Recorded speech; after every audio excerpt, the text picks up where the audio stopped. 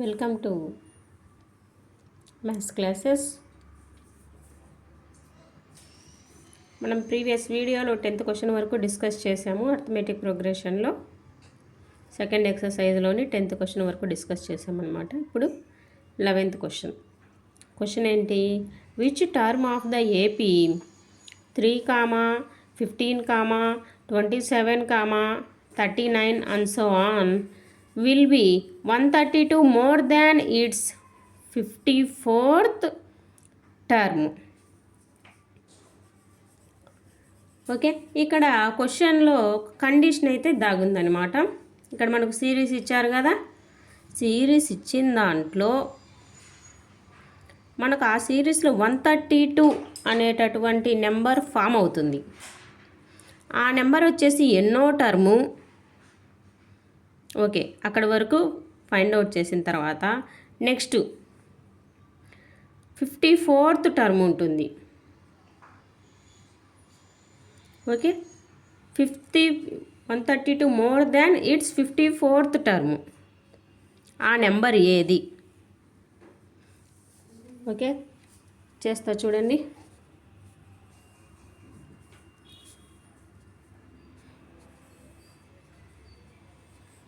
Given progression is 3, 15, 27, 39 and so on. Which term of the AP 3, 15, 27, 39 will be 132 more than its 54th term. అది ఏ term అని అడుగుతున్నారు. First term is equal to a is equal to 3. Second term is equal to a2 is equal to 15.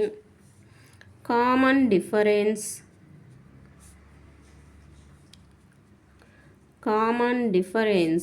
d is equal to a2 minus a1, 15 minus 3. d is equal to 15లోంచి 3 పోతే మనకి ఎంత వస్తుందమ్మా? 12. ఇక్కడ d అయితే 12 వచ్చేసింది. తర్వాత 54th term అన్నారు. Common difference అయితే ఫైండ్ అవుట్ చేసాం కదా. 54th టర్మ్ అని అక్కడ మెన్షన్ చేశారు కాబట్టి ఫస్ట్ మనం 54th టర్మ్ యొక్క వాల్యూ తెలుసుకుందాం.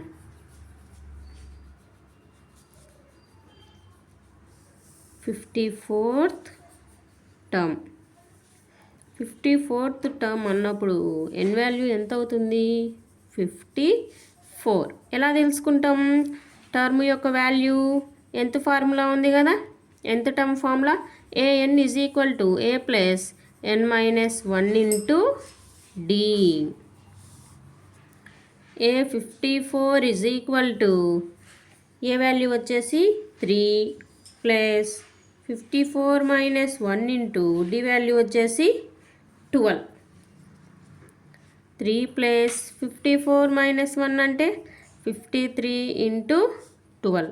3 plus 12 3s are 36, 12 5s are 60, 60 plus 3 63.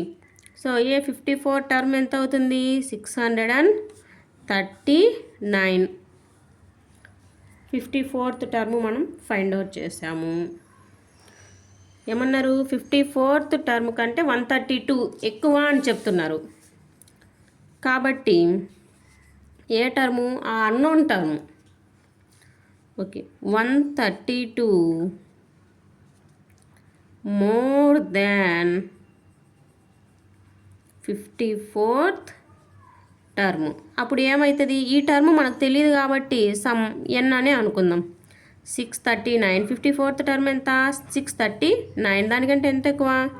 132. ఇప్పుడు ఎంత వస్తుందమ్మా? 11 7 7 771. ఇప్పుడు ఈ 771 యొక్క టర్మ్ నెంబర్ అంటే ఎన్ వాల్యూ ఫైండ్ అవుట్ చేయాలి. an is equal to a plus n minus 1 into D.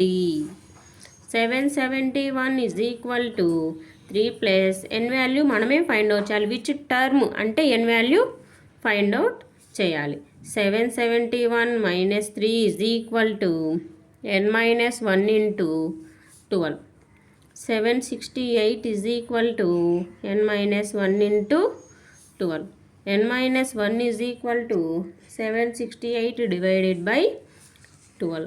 n minus 1 is equal to 12 ones are 12 6 are 12 4s are 12 6 are 72 4 ఉంటుంది కదా 48 12 4s are 48 64 n is equal to 64 plus 1 that is equal to n value ఎంత అవుతుంది 65. hence that term is 65 65th term. Okay next 12th question చూద్దాం. Question ఏమి ఇచ్చారంటే కనుక 2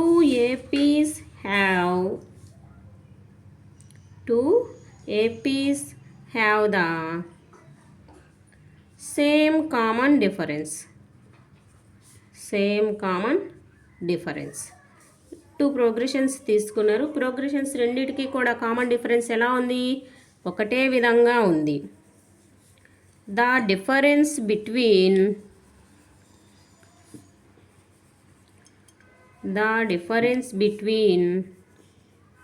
their 100th terms is 100. Okay 100th term మధ్య కూడా difference ఎలా ఉంది 100 ఉంది. which is the difference between their 1000th term.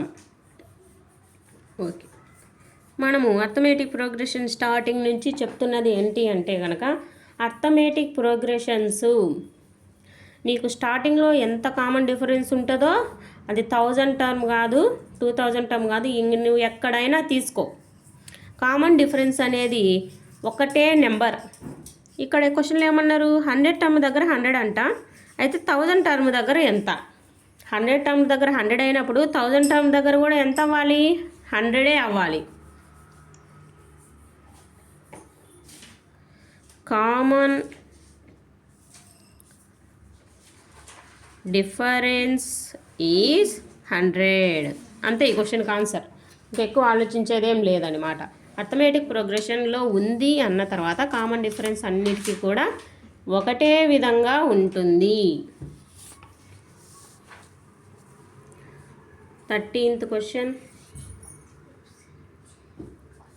How many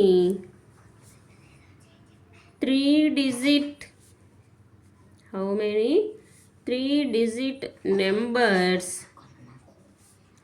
are divisible by 7? How many 3-digit numbers are divisible by 7? ఇక్కడ మనకు 3-digit నెంబర్స్ అని క్వశ్చన్లో మనకు మెన్షన్ చేస్తారనమాట. 3-digit నెంబర్స్ మనకు ఎక్కడి నుంచి స్టార్ట్ అవుతాయి 100 దగ్గర నుంచి స్టార్ట్ అవుతాయి. 3-digit నెంబర్స్ సో 100 101 ఓకే ఇలా స్టార్ట్ అయ్యి ఎండింగ్ వచ్చేసి 999. ఓకే క్వశ్చన్లో ఏమన్నారంటే 3-digit numbers are divisible by 7 అన్నారు. అంటే 7తో డివిజిబుల్ అయ్యేది ఫస్ట్ టర్మ్ కింద తీసుకోవాలి. ఇక్కడ 100 ఉంది కదా అని 100 తీసుకోకూడదు. ఎందుకు తీసుకోకూడదు అంటే కనుక 100 వచ్చేసి 7తో కంప్లీట్గా డివిజిబుల్ అవ్వదు. సమ్ రిమైండర్స్ అనేటివి ఫామ్ అవుతాయి. 100 అవ్వదు. 101 అవుద్దా 101 చూడండి 101 7తో డివిజన్ చేసినప్పుడు 7 1s 7 3 31. 31 అనేది కంప్లీట్గా డివిజిబుల్ అవుతుందా? అవ్వదు. కాబట్టి 101 కూడా ఏంటి డివిజిబుల్ అవ్వదనమాట. ఇలా చెక్ చేసుకోవాలన్నమాట మనము ఏ నెంబర్ డివిజిబుల్ అవుతుంది, ఏ నెంబర్ డివిజిబుల్ అవ్వదు అనేసి. ఇక్కడ మనకి ఎంత వచ్చిందమ్మా? 31 వచ్చిందనమాట రిమైండర్. సో ఇక్కడ మనకు 1 వచ్చింది కాబట్టి డివిజిబుల్ కాదు, 2 వచ్చినా కాదు, 3 వచ్చినా కాదు, 4 వచ్చినా కాదు. అదే 5 వస్తే 35. కాబట్టి 105 తీసుకుందాం. 7 1 7 35, 7 5 35. అంటే 105 అనేది కంప్లీట్గా డివిజిబుల్ అవుతుంది. కాబట్టి డివిజిబుల్ బై 7 105. నెక్స్ట్ ఏమొస్తుంది? 112 అండ్ సో ఆన్. ఇక్కడ లాస్ట్ కూడా మనం అదే విధంగా చెక్ చేసుకోవాలన్నమాట. 994 అనేది లాస్ట్ టర్మ్ అవుతుంది. First term a is equal to 105. Common difference ఎంత ఉంటుంది? 7తో డివిజిబుల్ అన్న తర్వాత 7 ఉంటుంది. nth term 994. ఇక్కడ మనకు ఏం కనుక్కోమని చెప్పారు అంటే కనుక హౌ మెనీ అన్నారు.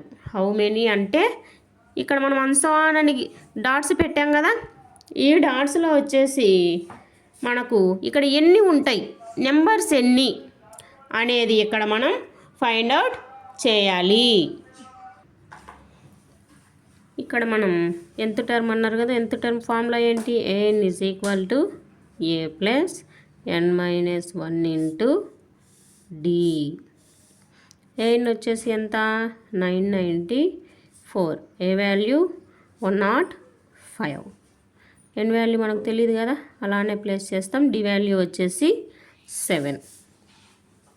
994 is equal to 105 plus 7n minus 7. 994 is equal to 105లో నుంచి 7ను సబ్ట్రాక్ట్ చేస్తున్నా.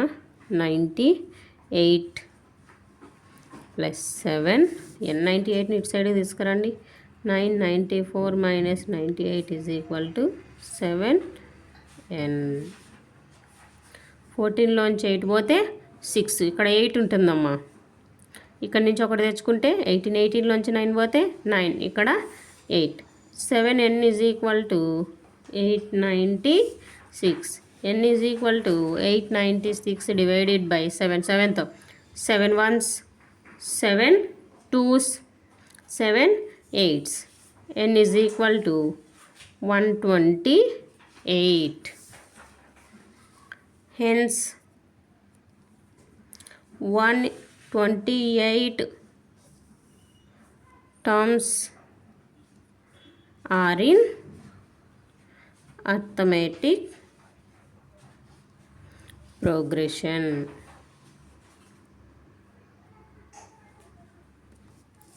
Okay.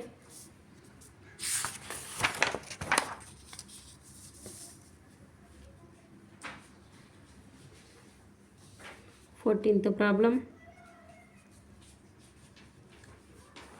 How many multiples of 4 lie between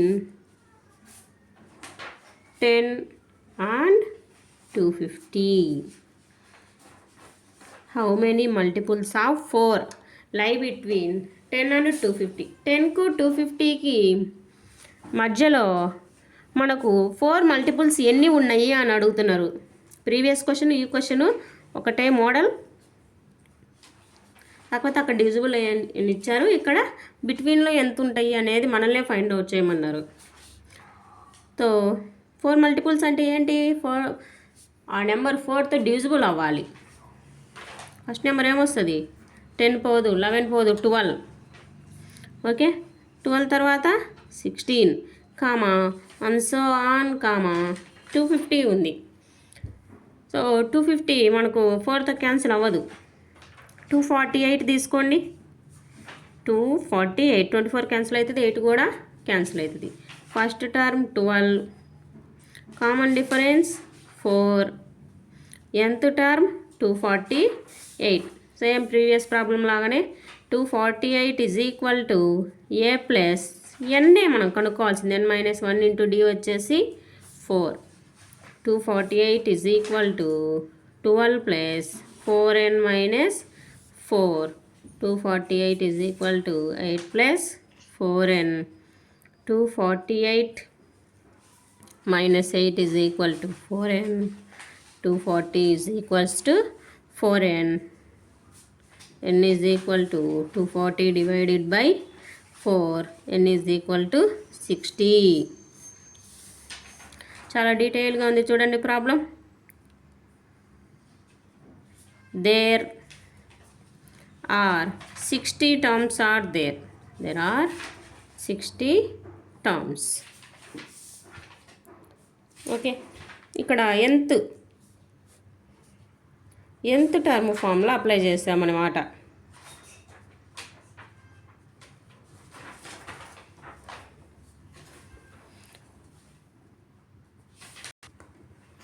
fourteenth question complete అయింది కదా. ఇప్పుడు 15th క్వశ్చన్ చూద్దాం. For what value of n are the nth terms of 2 APs 63, 65, 67 and 3, 10, 17 equal. ఇక్కడ మనకు 2 progressions ఇచ్చారు. 2 ప్రోగ్రెషన్స్లో కూడా వాటి nth టర్మ్స్ అనేవి ఈక్వల్గా ఉంటాయి అని చెప్పారనమాట. ఆ nth టర్మ్స్ ఫైండ్ అవుట్ చేద్దాం. గివెన్ ప్రోగ్రెషన్స్ ఆర్ అని first progression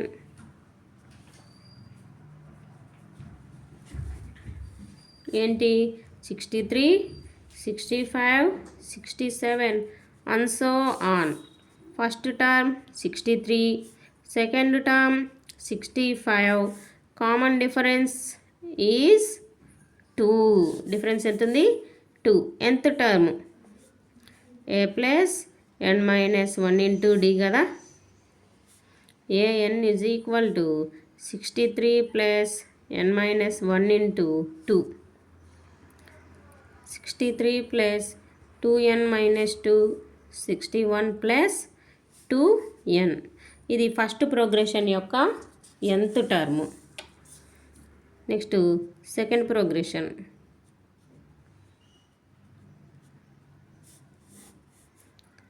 3, 10, 17 and so on.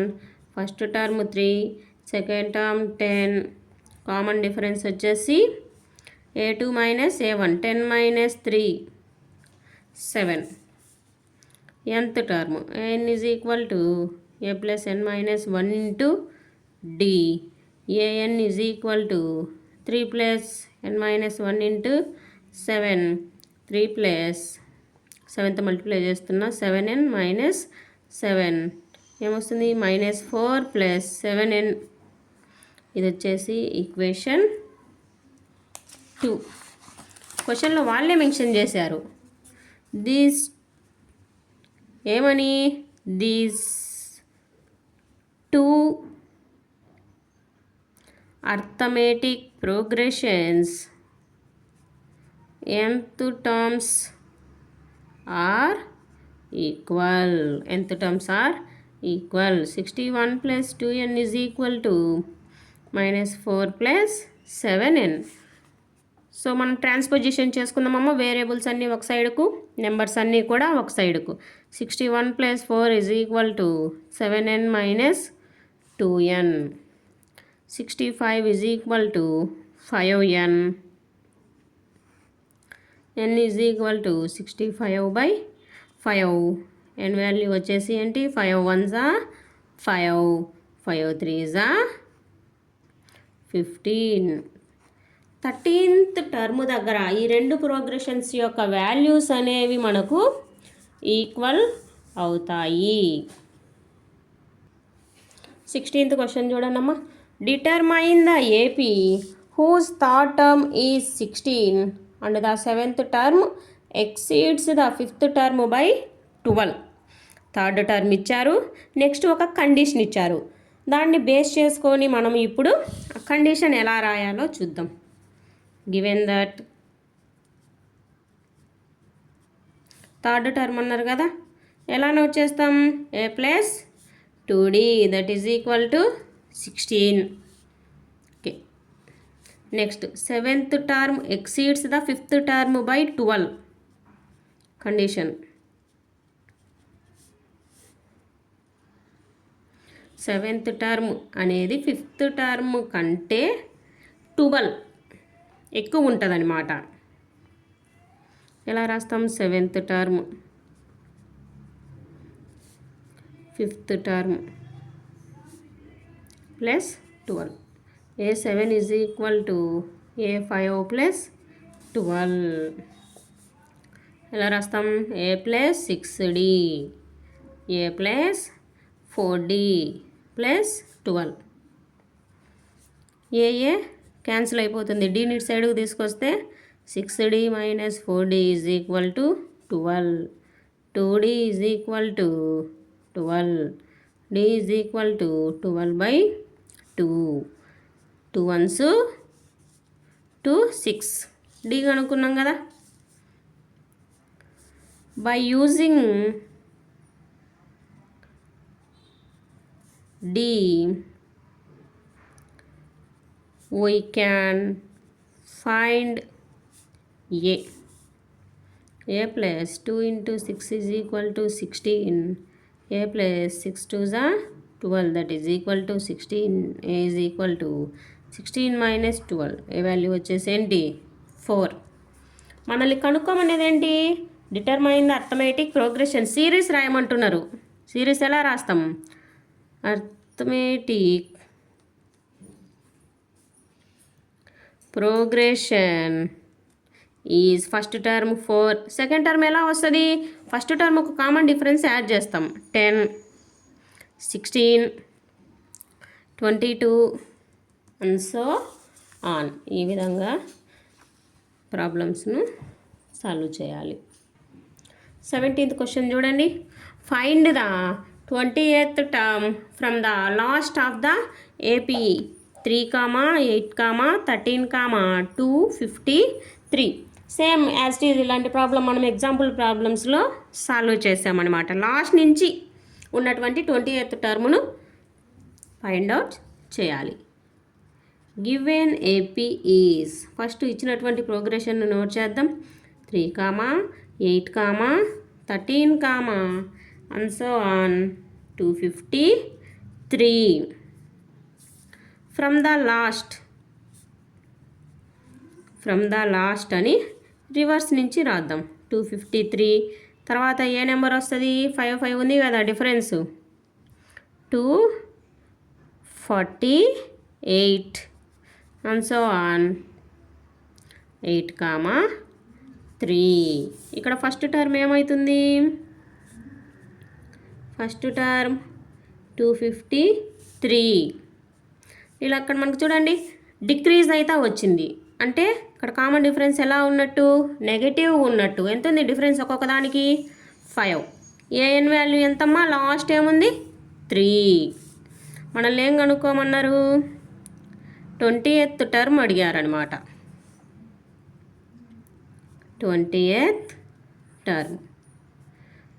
Term అంటే A20.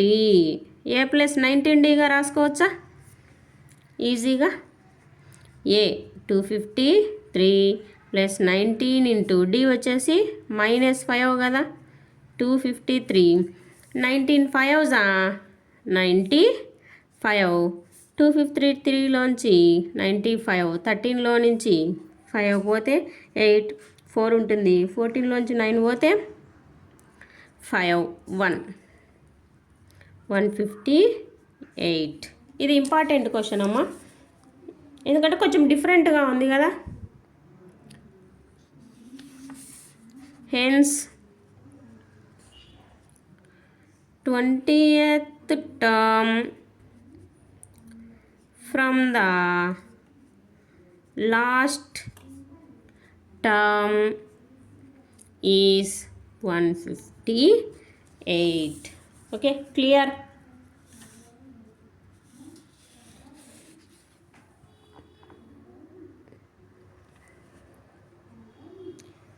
మీకు ఏదైనా క్వశ్చన్స్కి సొల్యూషన్ కావాలంటే కామెంట్ సెక్షన్లో కామెంట్ చేయండి, తప్పకుండా వీడియో చేస్తా.